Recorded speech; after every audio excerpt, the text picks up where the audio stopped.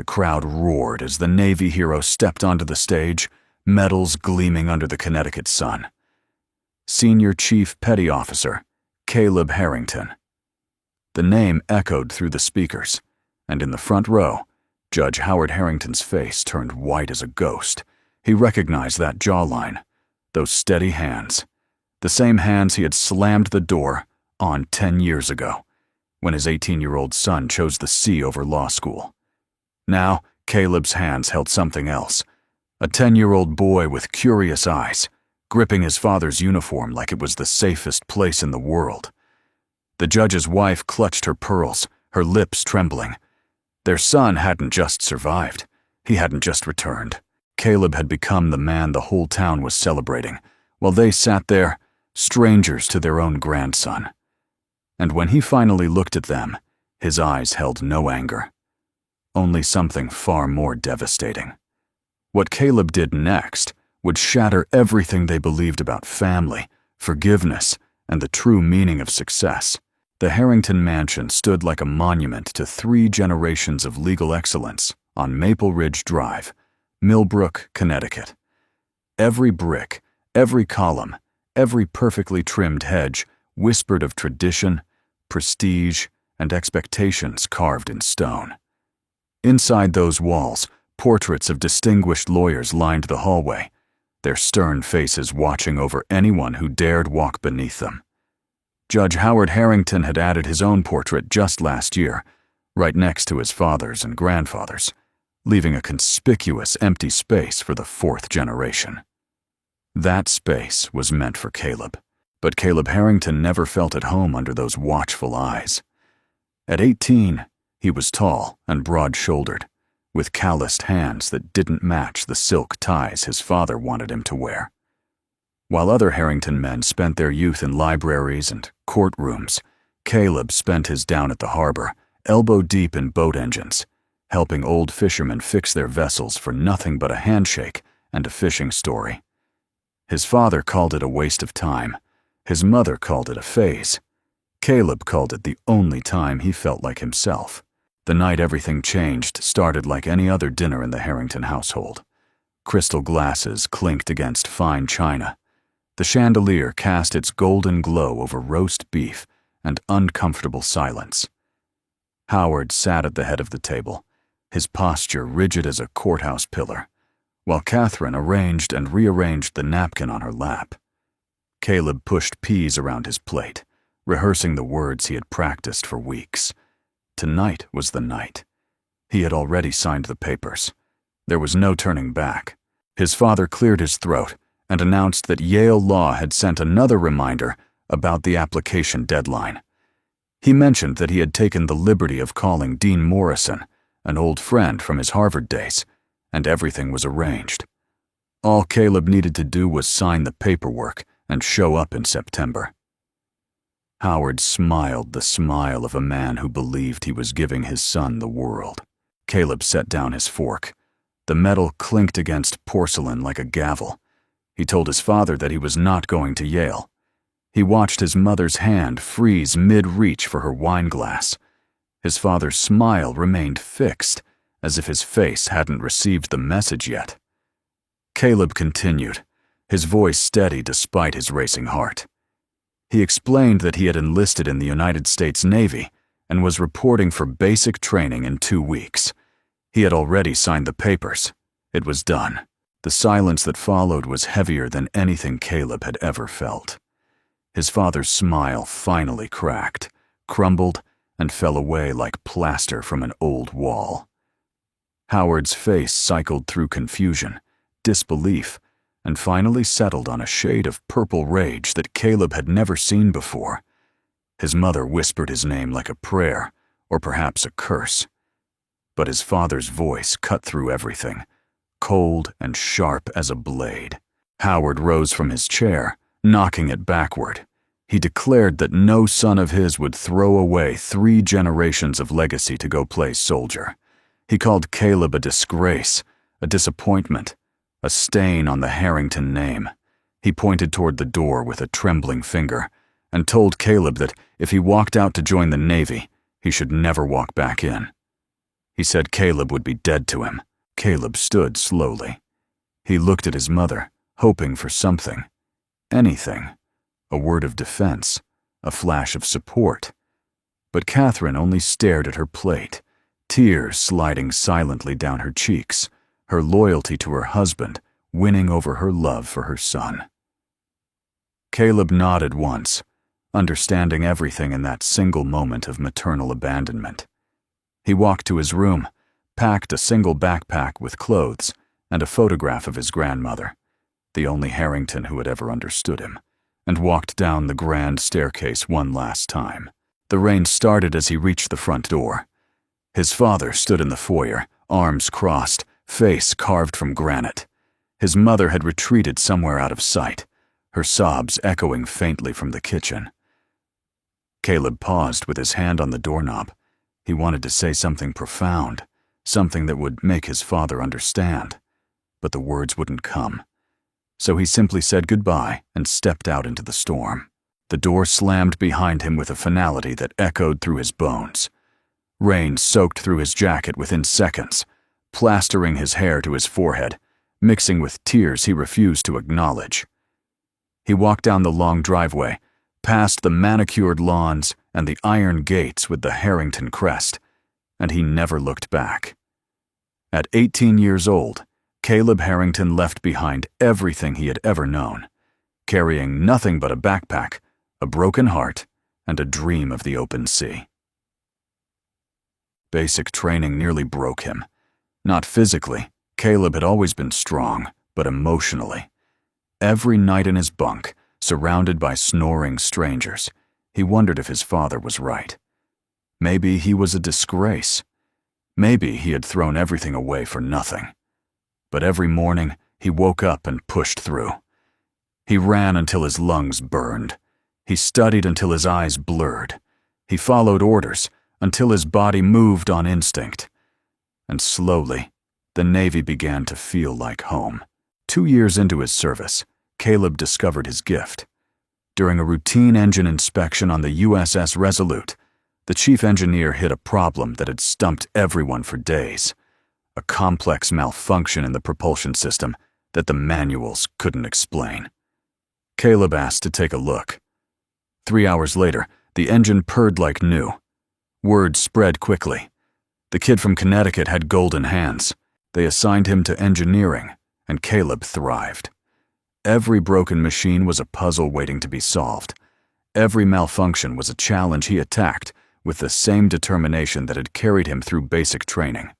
His superiors noticed. Promotions came steadily, each one a small victory that felt larger because no one from his old life was there to see it. He sent letters home once, twice, 3 times. They all came back unopened. Then came Jessie Monroe. She worked as a Navy nurse at the base medical center, a quiet woman with kind eyes and a laugh that could light up the darkest room. Like Caleb, Jessie had no family to speak of. Orphaned at 15, she had raised herself through foster homes and scholarships, fighting for every opportunity with a fierce independence that Caleb recognized immediately. They understood each other in ways that required no explanation. 2 people who knew what it meant to be alone in the world. Their courtship was simple, built on shared meals in the mess hall and long walks along the base perimeter at sunset. Caleb told her about the mansion on Maple Ridge Drive and the father who had erased him from existence. Jessie told him about the foster homes and the empty chairs at every graduation and milestone. They built their own family from scratch, just the 2 of them against the world. They married in the base chapel with 12 sailors as witnesses and the chaplain's wife playing piano. Jessie wore a simple white dress she had found at a thrift store. Caleb wore his dress uniform with a flower tucked in his lapel that Jessie had picked from the garden outside the medical center. It wasn't the Harrington wedding his mother had always dreamed of planning. It was better. It was theirs. When Jessie told him she was pregnant, Caleb felt something shift inside his chest. A door opening. A purpose crystallizing. He would be the father his own father never was. He would love this child unconditionally, support every dream, and never, ever slam a door in their face. He started building a crib in the base workshop, sanding each piece by hand until it was smooth as silk. He read every parenting book he could find. He practiced changing diapers on a doll until Jessie laughed so hard she cried. The complications came without warning. One moment, Jessie was laughing about baby names. The next, she was being rushed into emergency surgery. Caleb paced the waiting room for 7 hours, his uniform stained with coffee he didn't remember drinking. The chaplain came, then the doctor. The words blurred together. Hemorrhage, complications. We did everything we could. They placed a tiny, screaming bundle in his arms and told him his wife was gone. Caleb held his son for the first time, while nurses moved around him in slow motion, cleaning up the aftermath of a miracle and a tragedy intertwined. The baby had Jessie's nose and Caleb's stubborn chin. He named him Wyatt, after Jessie's grandfather, the only family member she had ever spoken of with love. In that sterile hospital room, holding this perfect, helpless creature, Caleb made a promise. He would not break. He would not give up. He would raise this boy to know how much his mother loved him, even if she never got the chance to show it. The Navy offered him discharge. Honorable, compassionate. No one would blame him for taking it. Single parenthood and military service weren't exactly compatible. But Caleb refused. Leaving would mean admitting defeat, letting his father's prophecy come true. And somewhere in the back of his mind, he heard Jessie's voice telling him to fight. So he fought. He arranged childcare with a retired nurse named Martha Jenkins, who lived near the base and had raised 5 children of her own. He adjusted his schedule. He learned to function on 4 hours of sleep. He became both mother and father to a boy who would never know how much he was already loved. The first 3 years were survival. Pure, desperate, 1 foot in front of the other survival. Caleb's days started at 4 in the morning and rarely ended before midnight. He would feed Wyatt, drop him at Martha's house, report for duty, work a full shift, pick up Wyatt, feed him again, play with him until bedtime, then study for advancement exams until his eyes refused to stay open. Sleep was a luxury he couldn't afford. His fellow sailors noticed. Some offered help, covering shifts when Wyatt got sick, bringing casseroles that Caleb would forget to eat. Others were less kind. The whispers followed him through the corridors. Diaper duty, babysitter in uniform. How can he focus on his job when he's got a kid at home? Caleb ignored them. He had learned early that proving people wrong was better done with actions than arguments. The hardest part wasn't the exhaustion. It was the loneliness. Late at night, after Wyatt was asleep and the apartment fell silent, Caleb would sit in the darkness and feel the weight of everything he had lost. His wife, his family, the future they had planned together. He kept Jessie's photograph on his nightstand and talked to her sometimes, telling her about Wyatt's first word, daddy, and first steps, right into the coffee table. He apologized for the things he couldn't do. He promised to keep going. Wyatt grew fast, as children do, seemingly changing overnight from a helpless infant into a curious toddler with his mother's laugh and his father's stubborn streak. He learned to walk on the deck of a destroyer during a family day event, taking his first steps toward Caleb while sailors cheered. He learned his colors from signal flags and his numbers from counting stars. He called the men and women in uniform his family, and in many ways they were. The Navy had given Caleb a community that his blood relatives had denied him. When Wyatt was 3, Caleb faced his first major crisis. A deployment notification arrived, 6 months at sea, no exceptions. Martha was getting older, her health declining. She couldn't care for a toddler full-time anymore. Caleb sat at his kitchen table with the notification in one hand, and Wyatt asleep in his lap. And for the first time since Jessie died, he considered giving up. Maybe he should take that discharge. Maybe he wasn't strong enough for this.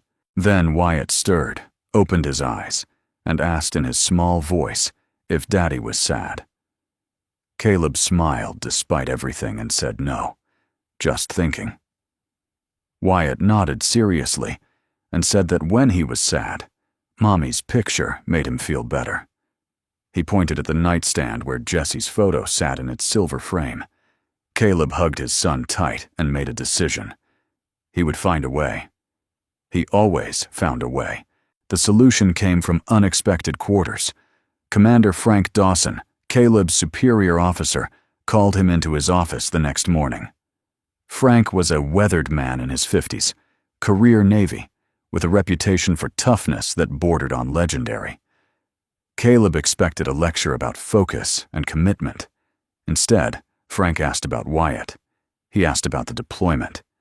Then he leaned back in his chair and said something Caleb would never forget. Frank told Caleb that he had been watching him for 2 years. He said most men would have crumbled under half the weight Caleb carried, but Caleb kept showing up, kept performing, kept exceeding expectations while raising a child alone. Frank said that kind of resilience was rare. He explained that he had some connections at the Shore Command and could arrange a temporary reassignment, keep Caleb stateside during the deployment. But he made clear it wasn't charity. He expected Caleb to earn it by becoming the best damn engineer in the fleet. He asked if they had a deal. Caleb stood at attention and said, "Yes, sir." Frank nodded once and told him to get back to work. That was the beginning of a mentorship that would change Caleb's life. Frank pushed him harder than any superior ever had, demanding excellence in everything from technical skills to leadership qualities. But he also taught Caleb things they didn't cover in training manuals: how to navigate Navy politics, how to build a team, how to lead by example instead of authority. Frank never mentioned his own family, but Caleb later learned he had lost a son to a training accident years ago. Perhaps that explained the interest. Perhaps it was just one sailor recognizing potential in another. The years that followed were a steady climb.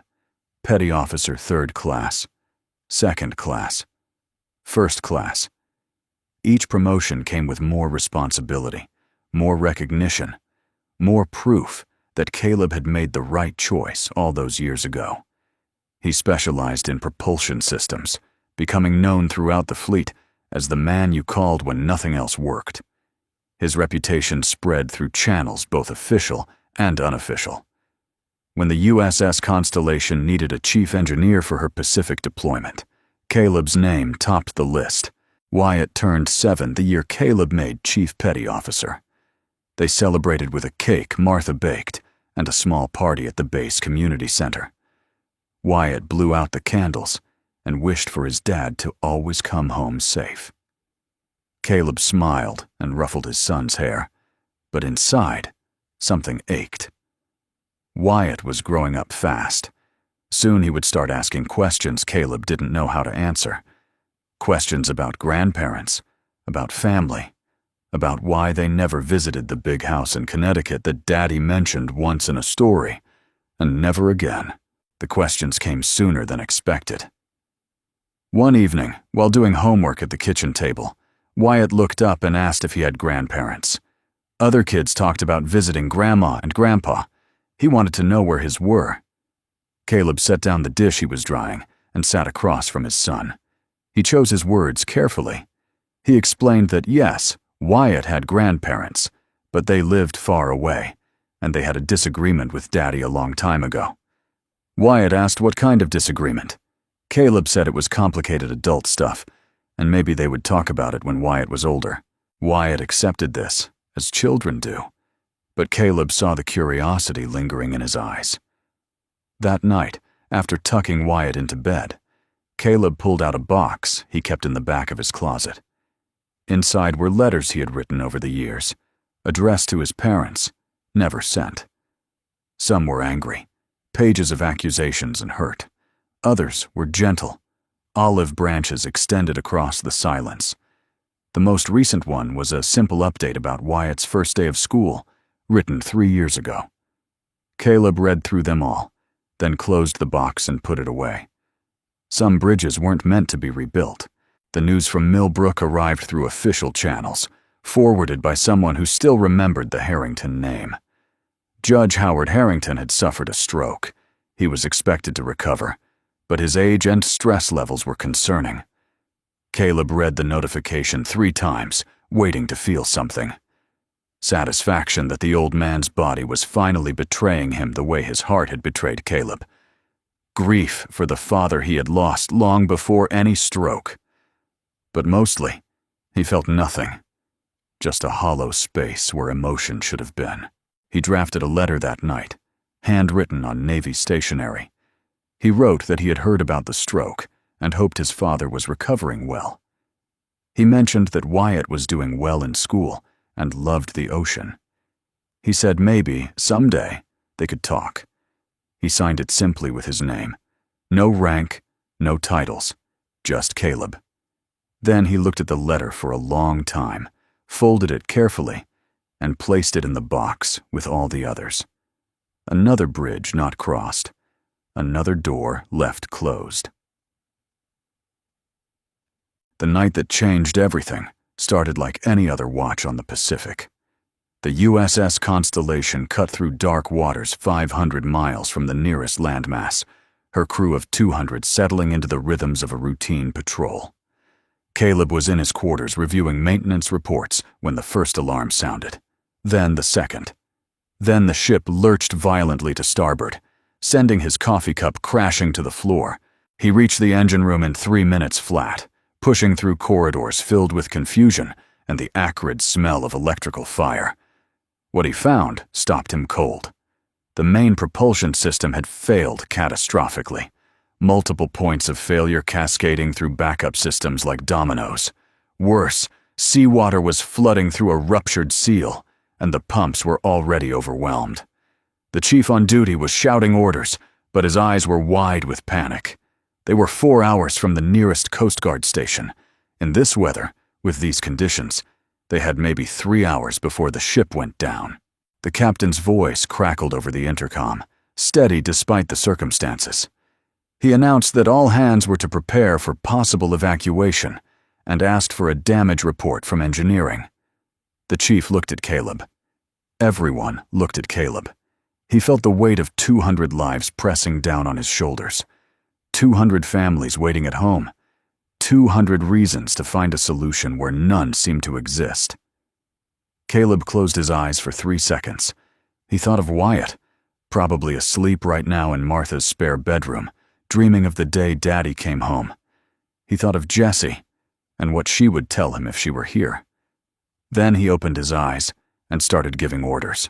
The repair would require someone to go into the flooded lower engine compartment, locate the primary breach, and manually reset the propulsion controls while simultaneously rerouting power through auxiliary systems. It was a 3-person job, minimum, but the flooding made it impossible for more than 1 person to work down there. The water was rising too fast. The space was too confined. Whoever went in might not come out. Caleb didn't ask for volunteers. He simply told the chief to keep the pumps running as long as possible and headed for the access hatch. Someone grabbed his arm, a young petty officer with fear written across his face. The kid asked what about his son. Caleb paused. He looked at the young man and said that was exactly why he had to go. Because every man on this ship had someone waiting for them too. The water hit him like a wall of ice. It was dark down there, darker than anything he had experienced, with only his waterproof flashlight cutting through the murk. He found the first breach by feel, a tear in the hull plating where something had given way under pressure. His fingers were numb within minutes, his lungs burning from the cold. He worked by instinct, years of training taking over where conscious thought failed. Twice, the water rose above his head. Twice, he found air pockets and kept going.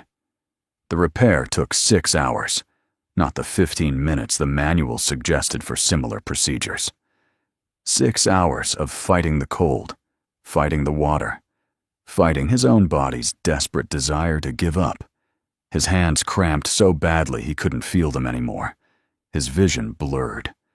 At some point, he started talking to Jessie, asking her to help him hold on just a little longer. When the engine finally roared back to life, Caleb barely heard it. He was clinging to a pipe near the access hatch, too exhausted to pull himself up. Hands reached down and grabbed him, hauling him onto the deck like a half-drowned rat. Someone wrapped blankets around him. Someone else was crying. The captain's voice came over the intercom again, this time cracking with emotion as he announced that they were going to make it. Caleb spent 3 days in the ship's medical bay, being treated for severe hypothermia and exhaustion. The ship's doctor told him frankly that he should be dead. The water temperature alone should have killed him within 2 hours. But here he was, alive, awake, asking when he could return to duty. The doctor shook his head and said something about stubbornness being its own kind of miracle. The story spread faster than any official report. A single father who had crawled into a flooding engine room alone to save 200 lives. News crews picked it up. Social media turned him into a trending topic. By the time the Constellation reached port, Caleb Harrington was a national hero, whether he wanted to be or not. The Navy announced he would receive the Navy Cross, the second highest decoration for valor in the service. Then came the detail that made Caleb's blood run cold. The ceremony would be held in his hometown of Millbrook, Connecticut, at the request of Senator Morrison, who happened to be an old friend of Judge Howard Harrington. The Navy thought it would be a nice touch, a hometown hero returning in triumph. They had no idea what they were setting in motion. Neither did Caleb, not really. But as he held the notification letter in his still bandaged hands, he knew one thing for certain. After 10 years, he was finally going home. The flight to Connecticut gave Caleb too much time to think. Wyatt sat beside him, nose pressed against the window, marveling at the clouds below. The boy had never been on a plane before. He had never been east of California. He had certainly never met the grandparents whose existence Caleb had only recently confirmed. The conversation the night before the flight had been one of the hardest of Caleb's life. They had sat together on Wyatt's bed, the same bed Caleb had built from scratch in the base workshop 10 years ago. Caleb explained everything, or at least as much as a 10-year-old could understand. He told Wyatt about the big house in Connecticut and the grandfather who was a judge. He explained that Grandpa and Daddy had a big fight a long time ago because Grandpa wanted Daddy to be a lawyer, but Daddy wanted to join the Navy. He said Grandpa was very angry and told Daddy to leave and never come back. Wyatt listened with the serious attention children reserve for truly important information. Then he asked if Grandpa was a bad person. Caleb considered this carefully. He finally said that Grandpa made a bad choice, but that didn't necessarily make him a bad person. People sometimes did hurtful things because they were scared or didn't understand. It didn't make it right, but it made it human. Wyatt nodded slowly. Then he asked if Daddy was scared to see Grandpa again. Caleb admitted that yes, he was a little scared. But sometimes you had to do scary things because they were the right thing to do. Wyatt reached over and took his father's hand. He said he would be there too, so Daddy didn't have to be scared alone. Caleb hugged his son and didn't trust himself to speak. Now, 30,000 feet above America, Caleb pulled out the box of unsent letters. He had brought them on impulse, not sure why. He read through a few, watching his own anger soften over the years, watching bitterness give way to something more complicated. The last letter, the one about Wyatt's first day of school, ended with a question he had never been brave enough to ask out loud. He had written that he wondered if his father ever regretted that night. Wyatt looked up from the window and asked what Daddy was reading. Caleb closed the box and said just some old letters. Wyatt asked if they were important. Caleb smiled and said maybe, but not as important as what came next. He suggested they talk about what would happen at the ceremony. Wyatt perked up, excited about the fancy uniform and medals and all the people who would be watching. Caleb wished he could share his son's enthusiasm. That evening, in their hotel room overlooking the Millbrook town square, Caleb made a decision. He took the box of letters to the small fireplace in the corner, struck a match, and watched the paper curl and blacken. 10 years of words he never had the courage to say, turning to ash. He wasn't that angry young man anymore. He wasn't the bitter son waiting for an apology that would never come. He was a father, a sailor, a man who had looked death in the face and chosen to fight for others. Whatever happened tomorrow, he would face it as that man, not the ghost of who he used to be. Wyatt watched from the bed, unusually quiet. When the last letter had burned away, he asked why Daddy did that. Caleb sat beside his son and put an arm around him. He explained that sometimes you had to let go of old hurts to make room for new beginnings. He said those letters were full of things Daddy should have said a long time ago, but didn't. Now it was too late for letters. Now he would have to use his voice. Wyatt asked what Daddy was going to say to Grandpa. Caleb thought about it. He honestly said he didn't know yet, but he promised that whatever happened, he wouldn't let anger make the choice for him. Wyatt seemed satisfied with this. He snuggled closer and asked if they could get ice cream tomorrow after the ceremony. Caleb laughed, the tension breaking like a wave against rocks. He promised they could get all the ice cream Wyatt wanted. The morning of the ceremony dawned clear and bright, as if Connecticut itself was putting on its best face for the occasion. Caleb dressed in his formal whites, each medal pinned precisely in place, each crease sharp enough to cut paper. Wyatt wore a small suit they had bought specifically for the occasion, his hair combed back in a style that made him look older than his years. They stood together in front of the hotel mirror, father and son, two Harringtons about to face their family's legacy. The town square was transformed. Red, white, and blue bunting hung from every lamppost. A stage had been erected in front of the old courthouse, the same courthouse where Judge Howard Harrington had presided for 30 years. Chairs filled the square, hundreds of them, most already occupied by townspeople eager to celebrate their hometown hero. News cameras lined the perimeter. A military band played softly in the background. Caleb spotted his parents immediately. They sat in the front row, as befitting their status in Millbrook society, dressed in their Sunday best. His father looked older than Caleb remembered, diminished somehow, the stroke having taken something vital from his imposing frame. His mother sat rigid beside him, her face a careful mask of composure that Caleb recognized from 1,000 formal dinners. Neither of them had seen him yet. They didn't know that the hero being celebrated today was their own son. Senator Morrison had kept that detail deliberately vague, wanting the surprise to play well for the cameras. Caleb felt Wyatt's hand slip into his. The boy was nervous now, feeding off his father's tension. The ceremony began with speeches. The mayor spoke about Millbrook's proud history. Senator Morrison spoke about American values and sacrifice. The admiral who had flown in from Washington spoke about the Navy's finest traditions. Caleb waited behind the stage, listening to words that seemed to come from very far away. His heart hammered against his ribs. His palms were sweating despite the cool autumn air. Then his name echoed across the square. Senior Chief Petty Officer Caleb Harrington. The crowd began to applaud. The curtain parted, and Caleb stepped forward into the sunlight, his son's hand still clasped firmly in his own. He walked to the podium with measured steps, his eyes fixed on a point just above the crowd. He couldn't look at his parents, not yet. The admiral read the citation, describing in official language the impossible repair that had saved 200 lives. The Navy Cross was pinned to Caleb's chest. The crowd cheered.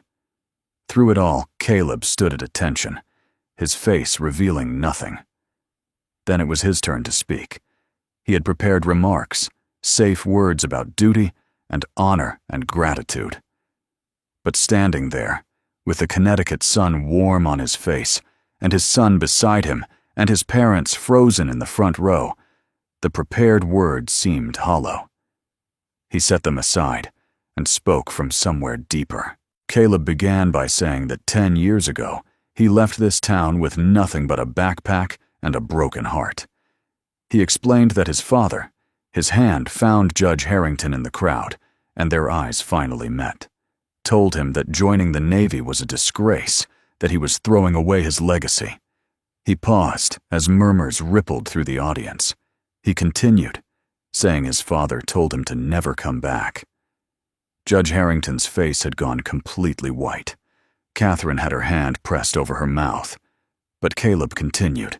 He said that for a long time, he believed his father was right.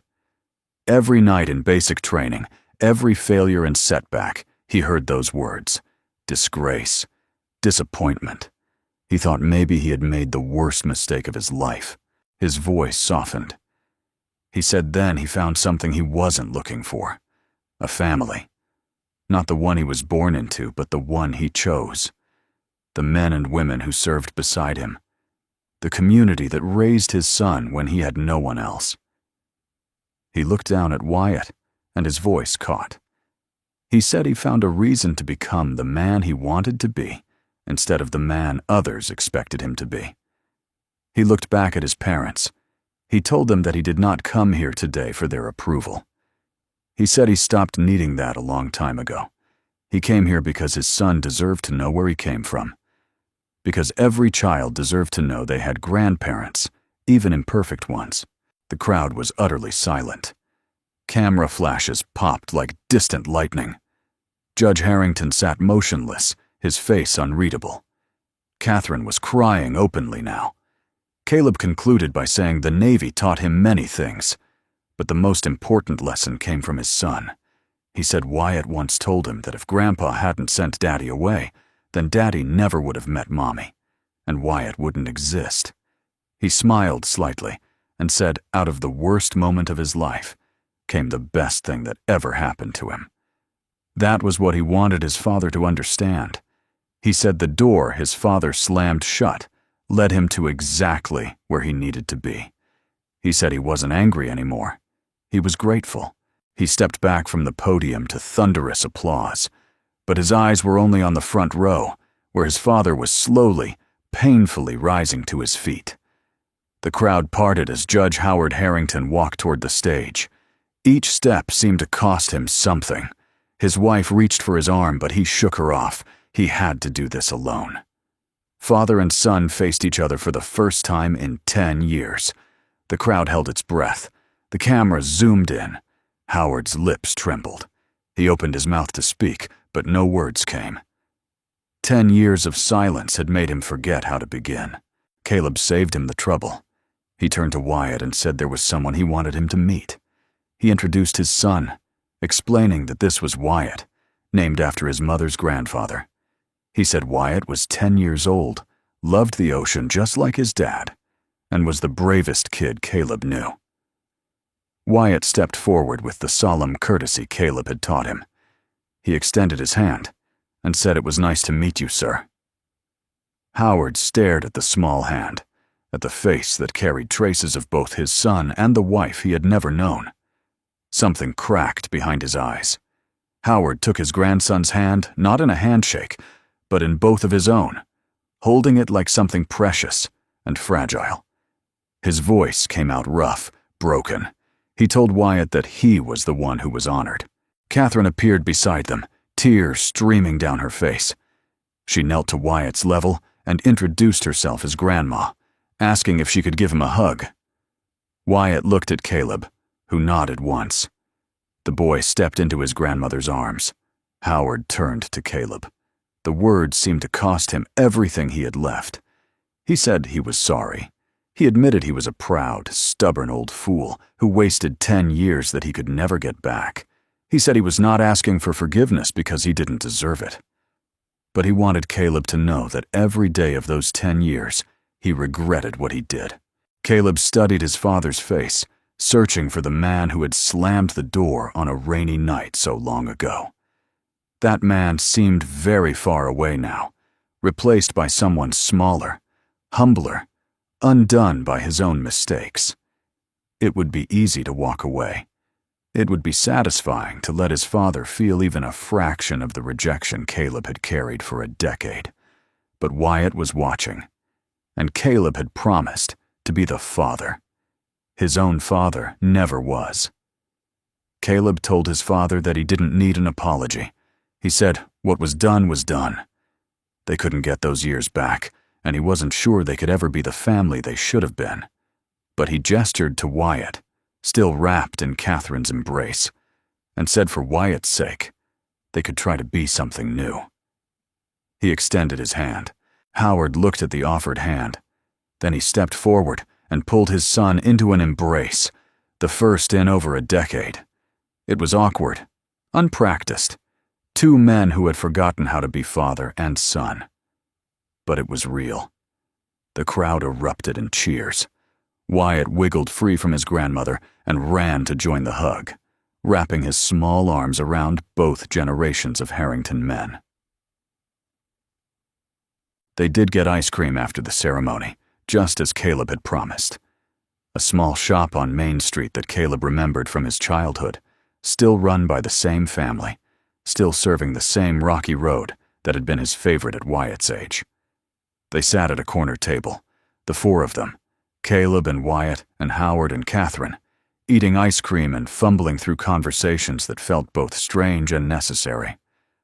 Wyatt did most of the talking, as children do, filling the awkward silences with stories about his school and his friends and the time his dad taught him to fish off the pier. Howard listened with an intensity that suggested he was memorizing every word, storing up details about the grandson he had never known existed. Catherine asked careful questions about Jesse, and Caleb found himself sharing memories he rarely spoke aloud. The way Jessie laughed with her whole body, the notes she used to hide in his uniform pockets, the dreams they had shared about the future, all the futures that would never come to pass. When they finally parted, with promises to call and visit and make up for lost time, Caleb felt something he hadn't expected. Not closure exactly, because 10 years of hurt didn't heal in an afternoon, but possibility, the faintest outline of a path forward through territory he had never dared to map. Walking back to the hotel in the golden evening light, Wyatt asked if they were a real family now. Caleb considered the question. He said they were working on it. He explained that being a family took time and effort, and they all had a lot of practice ahead of them. But it was a start. Wyatt nodded, satisfied with this answer. Then he looked up at his father with those curious eyes, so much like Jesse's, and asked one more question. He asked if Mommy would be happy. Caleb stopped walking. He knelt down to Wyatt's level, the way Catherine had done, and took his son's face in his hands. He told Wyatt that his mommy would be so proud of him, more proud than words could say. He said she was watching over them right now, and he was absolutely certain she was smiling. Wyatt grinned, bright as the setting sun. He said good, because he wanted her to see his ice cream. He still had some chocolate on his face. Caleb laughed, a real laugh, the kind that came from somewhere deep, and wiped the chocolate away with his thumb. They walked on together, father and son, past the courthouse and the town square, and the streets where Caleb had grown up, feeling like a stranger in his own life. None of that mattered now. What mattered was the small hand in his, the medals on his chest, and the future stretching out before them like the open sea.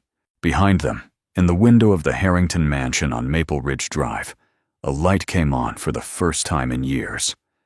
And in that light, Judge Howard Harrington placed a new photograph on the mantel, right next to the portraits of 3 generations of lawyers.